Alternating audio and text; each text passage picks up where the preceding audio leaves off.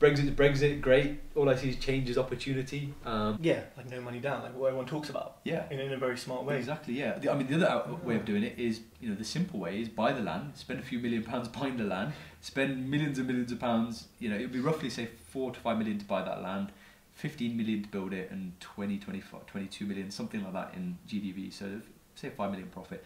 That means you've got to find like 15 million. I haven't got 15 million.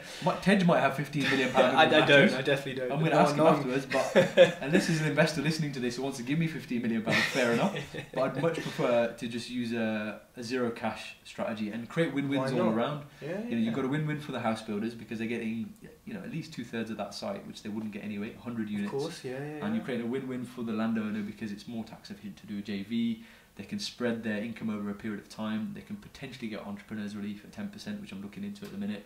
So there's some benefits for them, and they'll actually get more out of it by doing a JV than just selling us the land. One is just get on with it. Just start. Don't overthink it. Stop listening to podcasts and just go and do it. Listen to mine though. But listen to Tej's. Second tip is be all over your numbers. Like learn Excel. Just learn how to use Excel at the back of your hand. Be properly over your numbers, because that's where the deal can be either made or broken. Everything else can be fixed afterwards, but if you bought the site at the wrong price, forget it.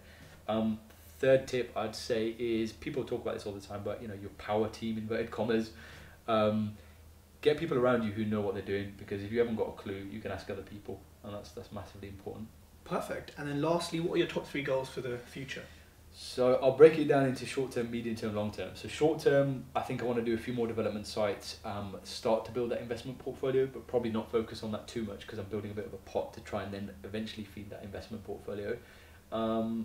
Medium term is actually something not property related. I'm looking at building a digital marketing agency, not to sell services to people, but to go and buy businesses that I can then improve through digital marketing, apply all the sales experience and that I've gained over the last however many years, and hands-on selling, and also managing a sales team. Apply more expensive gyms, more expensive whatever it is, flying clubs and all this kind of stuff. I get it. You're going to rub shoulders with people who've got money, no doubt.